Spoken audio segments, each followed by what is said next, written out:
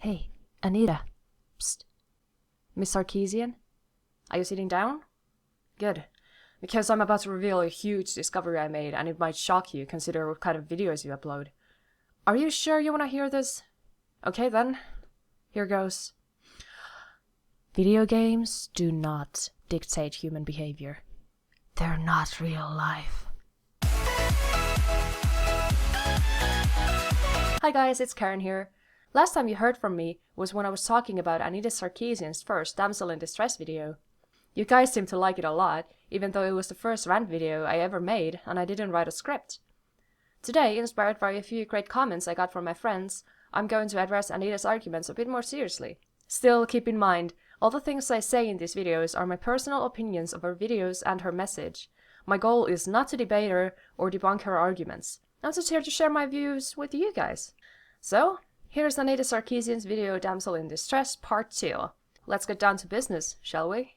Please keep in mind that it's both possible, and even necessary, to simultaneously enjoy a piece of media while also being critical of its more problematic or pernicious aspects. So far, in my opinion, we haven't heard any problematic aspects about women in video games from you. At least not anything that's been properly backed up by statistics, psychological studies, or, I don't know, basic fucking logic. As a trope, the damsel in distress is a plot device in which a female character is placed in a perilous situation from which she cannot escape on her own and then must be rescued by a male character. So, if she was rescued by, say, a female instead, would she still be a damsel in distress? The plot device hasn't gone away. In fact, the damsel in distress has seen a bit of a resurgence in recent years.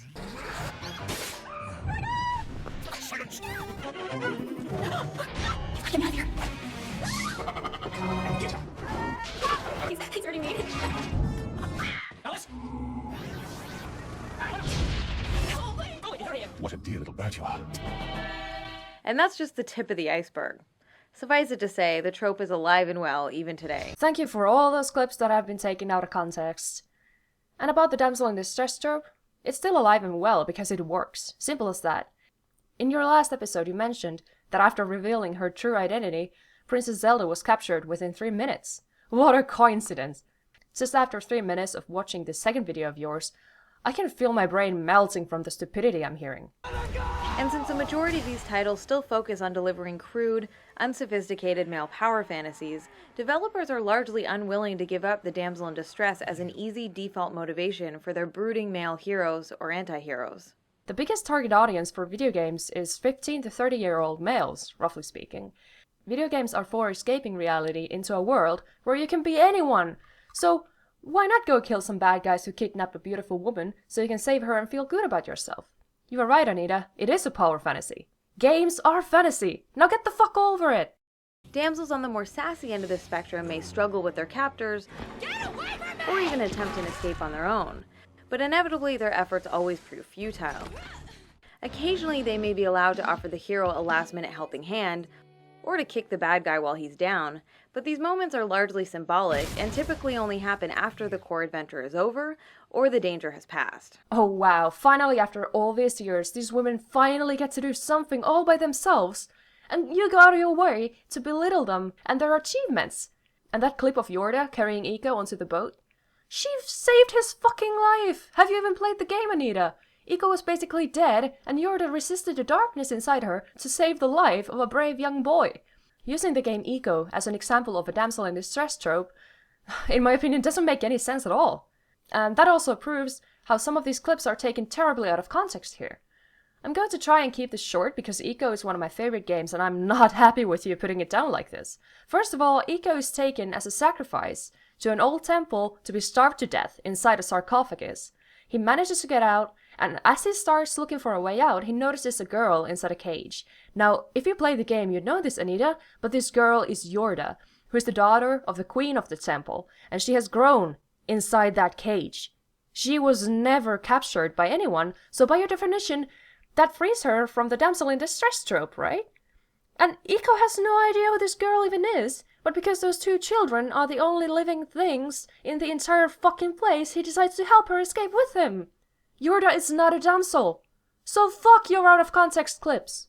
The These token gestures of pseudo-empowerment don't really offer any meaningful change to the core of the trope, and it feels like developers just throw these moments in the last minute to try and excuse their continued reliance on the damsel in distress. Well, at least that's better than nothing. Oh, and by the way, you still haven't told us why we should get rid of this trope. Periodically, game developers may attempt to build a more fleshed-out relationship or emotional bond between the damsel character and the male protagonist. So we need to get rid of character development too? Can we please have the character development, Anita? Pretty please? In the most decidedly patronizing examples, depictions of female vulnerability are used as an easy way for writers to trigger an emotional reaction in male players. In male players? So because I'm female and I experienced an emotional reaction when Yorda fell, that means... Oh shit. So having sympathy for this character means I'm attracted to her? Oh damn, sorry, I gotta tell my mom. Mom! Mom, I'm lesbian! As we discussed in our first episode, when female characters are damseled, their ostensible agency is removed and they're reduced to a state of victimhood.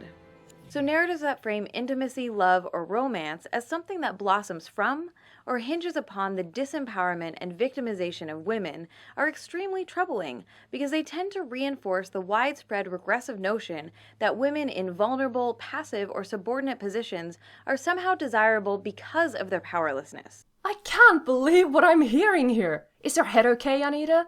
If someone I care for falls to victimhood, which apparently means that something bad happens to them, then fuck me for wanting to take care of them and not leaving them to die. Unfortunately, these types of stories also help to perpetuate the paternalistic belief that power imbalances within romantic relationships are appealing, expected, or normal. If that is your belief, that you say it is enforcing, Anita, that's fucked up. There is no such belief that women have to be weak to be desirable.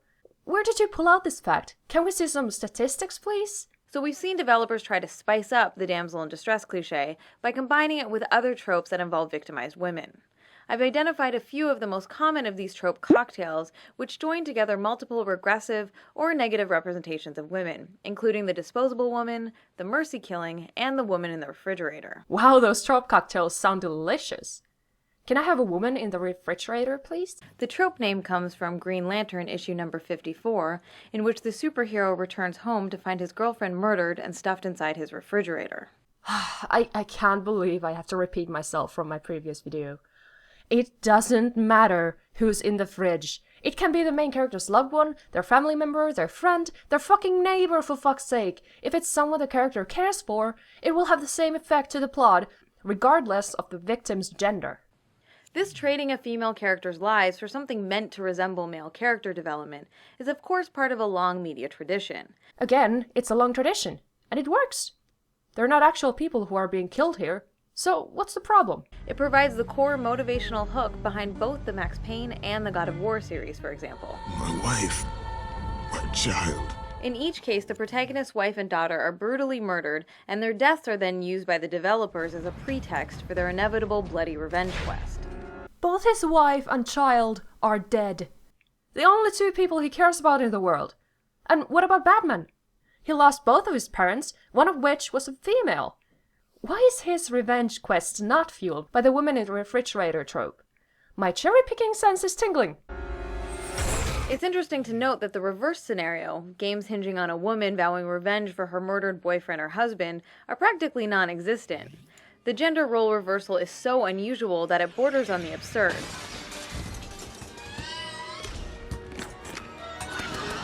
Which is one of the reasons why the scene from Disney's WreckIt Ralph is so humorous. It's humorous because it's true. Even though there are so few female protagonists in video games, the few we have are all amazingly badass. They don't need worn-out tropes like that to be amazing characters. It just adds to the story, as it does with male characters too. Again, the only one who sees these women as worthless objects only to be used to advance the plot of the male protagonist is you, Anita. One popular variation is to simply use both tropes in the same plotline, so as to have the male protagonist's wife stuffed in the fridge while his daughter is damseled. In Outlaws, your wife is brutally murdered and you then have to rescue your daughter. Who did this? They've taken Sarah. In Kane and Lynch, your wife is brutally murdered and you then have to rescue your daughter. I'll find them all before they find Jenny. In Prototype 2, your wife is brutally murdered and you then have to rescue your daughter. In Inversion, your wife is brutally murdered and you then have to rescue your daughter. Where is he? In Asura's wrath, your wife is brutally murdered and you then have to rescue your daughter. Save her. In Dishonored, the Empress is brutally murdered and you then have to rescue her daughter. Though it's heavily implied that she's your daughter too. Find Emily. Protect her. And as always, Anita feels nothing for these characters. How could she? She can only view these women as plot devices. And oh, that filthy, filthy male protagonist, how dare he go and try to rescue his daughter?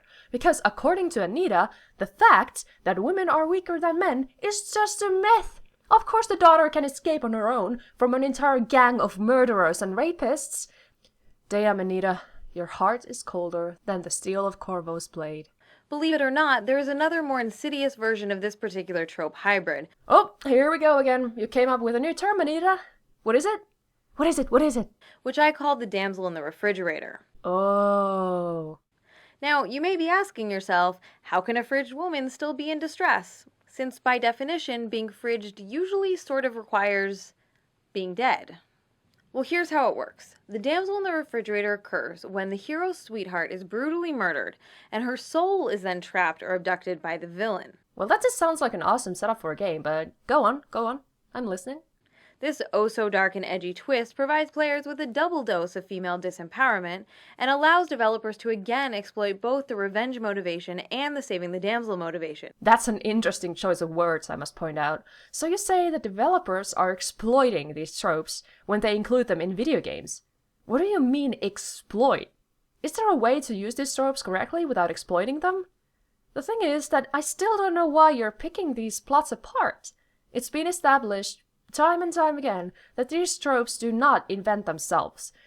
They're still being used because they work. Do you know how many video games are made yearly? There's no way that none of these stories produced will resort in using the damsel or the fridge tropes. Or the fridge damsel, whatever you like to call an innovative new twist on this age-old plot device. I'm going to tell you again, Anita, it's fantasy. No women were harmed in the making of these games, I can assure you. Developers must be hoping that by exploiting sensationalized images of brutalized women, it'll be enough to fool gamers into thinking that their games are becoming more emotionally sophisticated. So let me get this straight. If a game makes me emotional, I'm just being tricked. The developers tricked me into feeling emotional about their game. Oh my god, that's fucking brilliant, Anita. That's a new one. But the truth is, there's nothing mature about most of these stories, and many of them cross the line into blatant misogyny. So far, the only blatant misogyny I've seen in this video are your sexist remarks about these female characters, Anita. Show me something really horrible now. Please, you're melting my brain. Since what we're really talking about here are depictions of violence against women, it might be useful to quickly define what I mean by that term. When I say violence against women, I'm primarily referring to images of women being victimized. So it is not so much the bullet in the face that is the real violence here. It is the idea of that woman being a victim. Okay, I got it. Or in the case of the 2009 version of Bionic Commando, not only has your wife been dead the whole time, but turns out she's actually a part of your bionic arm. Yes, you heard that correctly. His wife is his arm. But the most extreme and gruesome variant of this trend is when developers combine the damsel in distress with the mercy killing. This usually happens when the player character must murder the woman in peril for her own good. I like to call this happy little gem the euthanized damsel. And another one of your oh so great made-up terms. We could open up an entire moral debate about euthanasia or mercy killing, but I'm just going to cut it short. I'm all for euthanasia if there is no other option. Not only in video games, but in real life as well. So, keeping that in mind, let's see what Anita has to say about the euthanized damsels. Typically, the damsel has been mutilated or deformed in some way by the villain, and the only option left of the hero is to put her out of her misery, himself. We can trace this one back to the original 1980s arcade game Splatterhouse, in which your kidnapped girlfriend is possessed and the player is forced to fight and kill her. After saving his bitten beloved in Castlevania Lament of Innocence, the hero must then kill her to gain the power to defeat the Vampire Lord. Thank you, Leon. In Breath of Fire 4, Alina has been turned into a hideous monster and then begs you to kill her. In Gears of War 2, Dom is motivated to rescue his captured wife Maria. When he finds her, she has been starved and possibly tortured into a catatonic state, and so he shoots her. In Tenchu Shadow Assassins, Do it. You must. the princess meekly asks the hero to cut her down to get to the villain, which he does. Well, to me, all of those examples sound like awesome storytelling, but I don't know, it might just be the sexist, misogynistic pig inside me talking. After being incapacitated, she begs you to kill her. Please, Tommy. Let me go. And the player can't advance in the narrative until you shoot her in the face. That female character is in pain! Can't you tell, Anita? Or are you so fucked up that you'd rather leave her there to die than end her misery? And what a way to put it. The player can't advance in the narrative until you shoot her in the face. As if it's just a casual thing to do. That is the main character's girlfriend we're talking about. Wow, you really only see these women as objects, don't you, Anita? God damn, you're cold!